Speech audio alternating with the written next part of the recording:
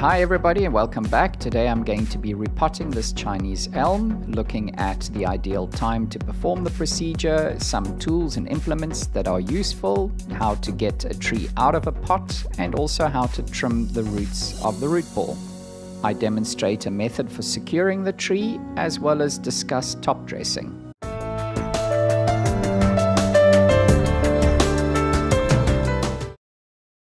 I've had this imported Chinese elm in my collection for probably the last 12-13 years, and in fact almost to the day it was repotted 2 years ago.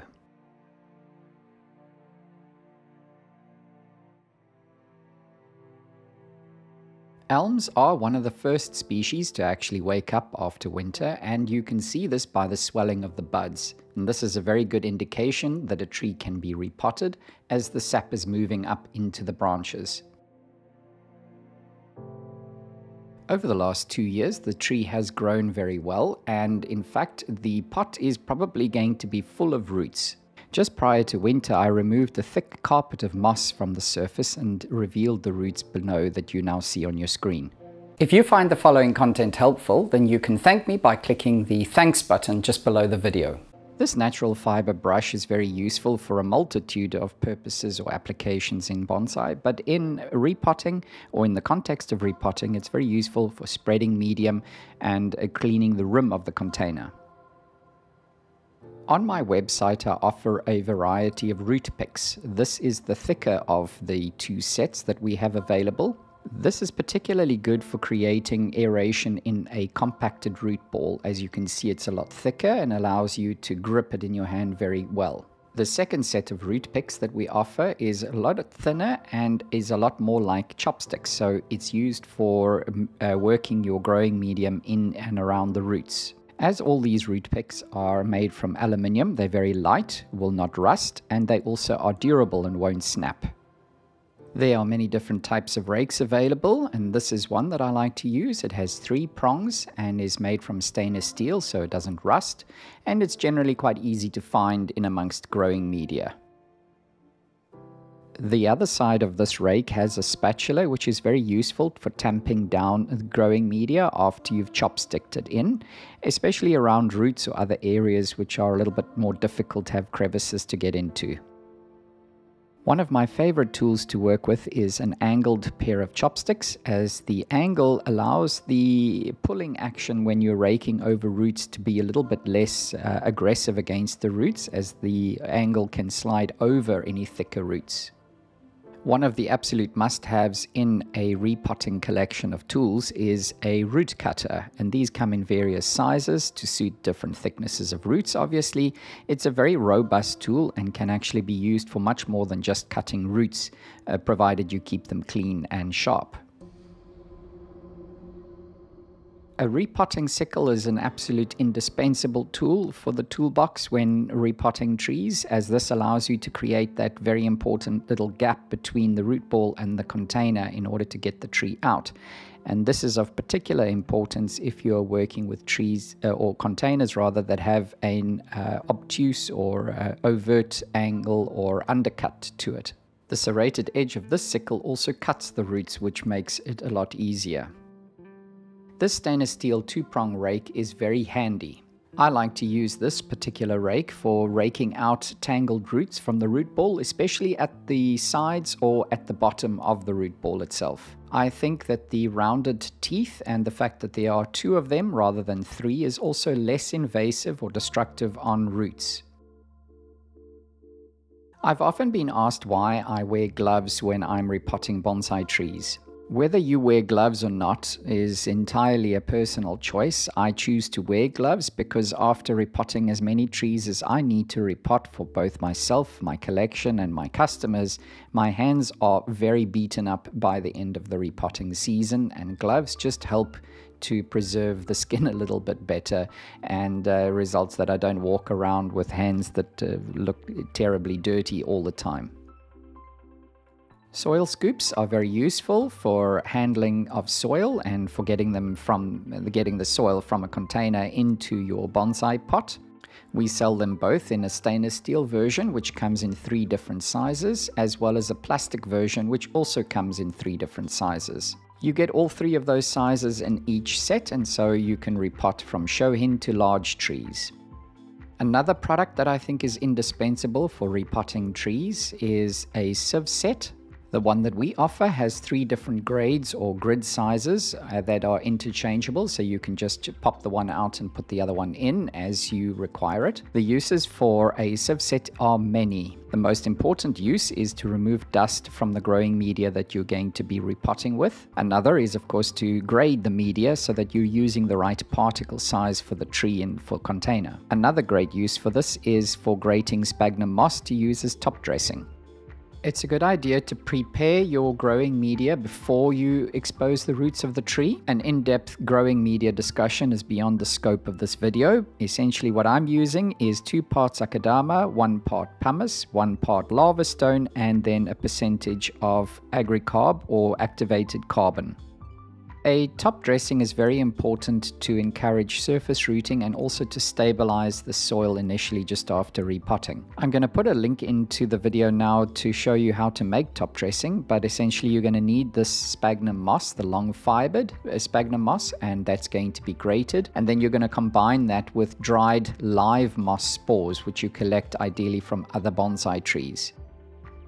So in preparation for the repotting, I've collected all the tools that I'm going to need so that they're very easily at hand and can be reached for when I need them. And to start off with, I'm going to create this gap or groove between the root ball and the side wall of the container. This gap is going to make it a lot easier to lift the root ball out of the container without putting too much stress on the tree itself as you try to maneuver it out, or without having to break the container. When you're creating this gap, do so with the sickle angled slightly away from the wall of the container so that it doesn't accidentally chip off the edges of the lip or the corners. When you get to corners like this, these internal corners, rather just cut diagonally across from them instead of trying to obviously get into the crevices.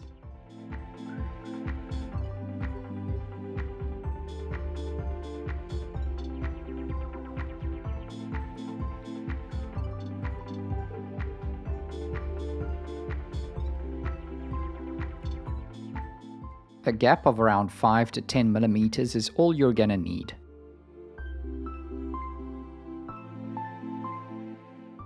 The next thing to do is to cut the tie-down wires which we use to keep the tree secure into the pot when I repotted it the last time. I am aware that some people are just too lazy to actually do this, in other words to secure the tree into the container with tie-down wires, but for me I think it's very important. It prevents the tree from rocking or moving after you've put it in at a specific angle, and also prevents the brittle roots that emerge after repotting from being broken by this movement. When you lift the tree out of the container, do so by holding onto a sturdy portion of the tree, as you don't want to break any branches. When you repot a bonsai tree, it's the only opportunity that you have, and that only comes around every few years, to scrutinize the quality or the health of the roots. This is invaluable feedback for you to determine whether your watering, fertilization, and even your growing media is appropriate or on par. Now I'm going to remove the surface roots which are matted and is preventing or reducing the amount of water penetration as well as oxygenation of the root ball. If you're using akadama in your mix, then ideally you want to be removing the top portion or the top layer until you get to see the whole particles of akadama again.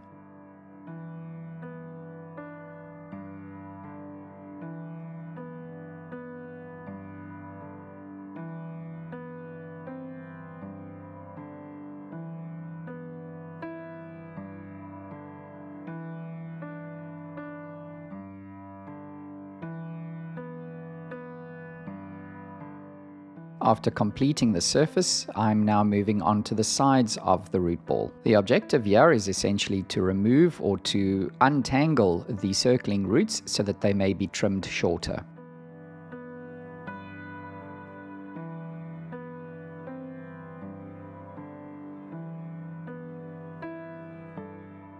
After you've completed combing out the roots, you can then cut them shorter, and ideally you're going to do this not with your most favorite scissors. You're going to use a pair of scissors that you have earmarked for root work, as generally in contact with the growing media these scissors will get damaged, and you don't want to use those same scissors to cut your branches. Make no mistake that these scissors should still be very sharp, as you want clean cuts on these roots, because then the roots are able to heal over or heal very much quicker, and roots that are badly or poorly cut may stand a higher chance of rotting at the tip, at the cut end.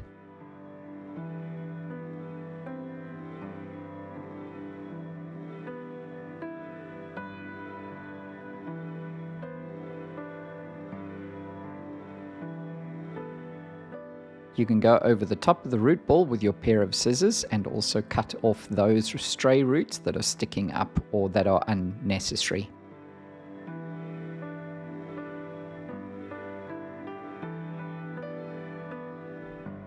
Now I'm going to move to the bottom of the root ball and get rid of this sort of pancake of roots at the bottom, and this is going to come off very easily with my two-pronged root hook or rake.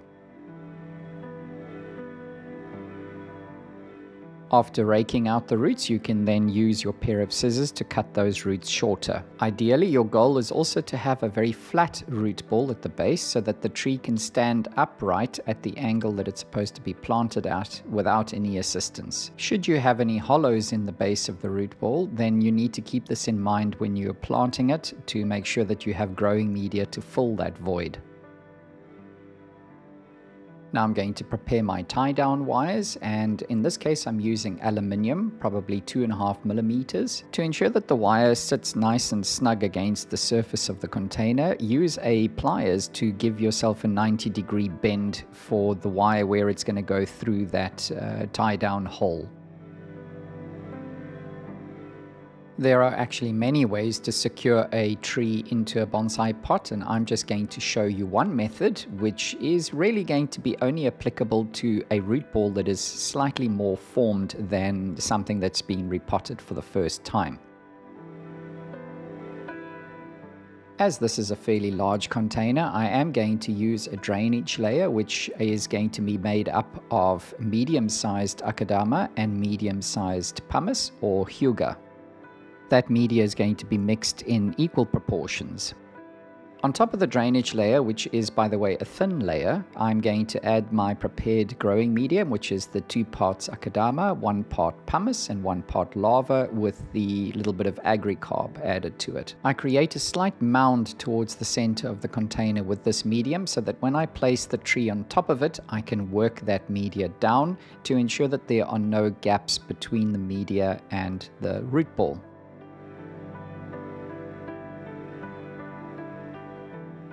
Wiggle the tree and its root ball slightly to ensure that it settles into the container nicely.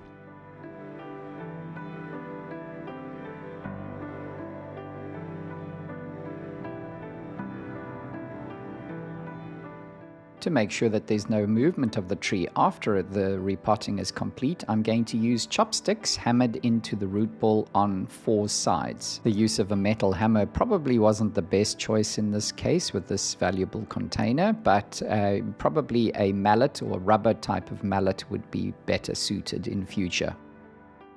With the chopsticks in place, I then twist the wire gently with my hand.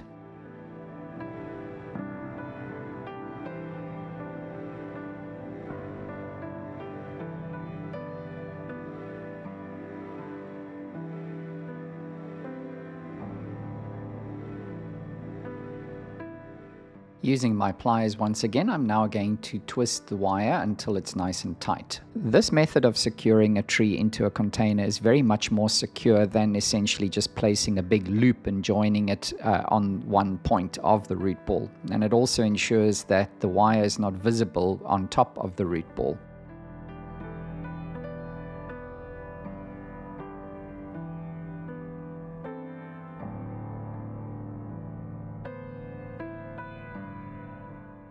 To finish off, I'm just going to use a root cutter to remove the excess of the chopsticks. Next, I can go with my growing media and fill up the void around the root ball.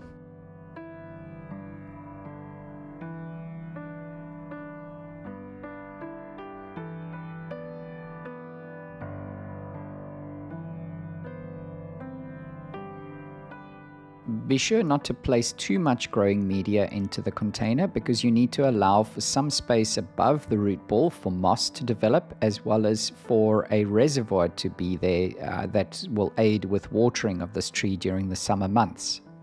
Now, to ensure that there are no voids or gaps in the growing media and around the roots, I'm going to use my thinner chopsticks, or my, in this case, root picks, and to work that media in.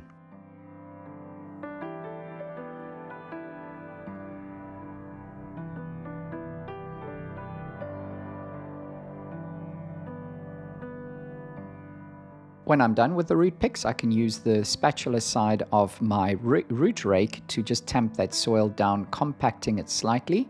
And where necessary, if I've got too much or an excess of growing media, I can use my brush to remove that, sweeping it off to one side and then just catching it up in a container.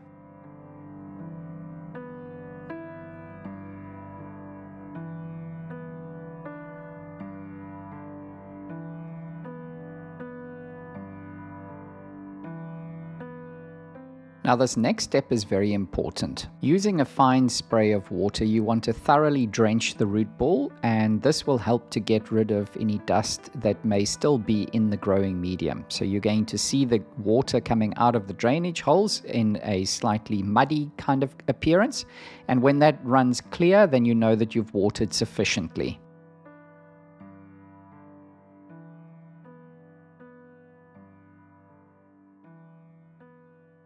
If you found that content helpful and you'd like to thank me for it, please do so now by clicking the thanks button just below the video. The final step in the repotting procedure is to add top dressing. This top dressing is a mixture between grated and sifted long fibered sphagnum moss mixed with live moss spores, which are collected from bonsai trees ideally, and mixed in a ratio of roughly equal parts, but you can certainly use a lot more sphagnum moss than live moss if you wish. I like to pre-mist my applied top dressing before I water it in, because otherwise if you go to watering it in directly, it may splash it all over the place. And this final step brings me to the end of today's video. I trust that it was helpful to gain some insights into repotting, as well as the tools and implements that you might need to perform the procedure. So thanks very much for watching, and if you haven't done so yet, please do like and subscribe to my channel for video updates in the future.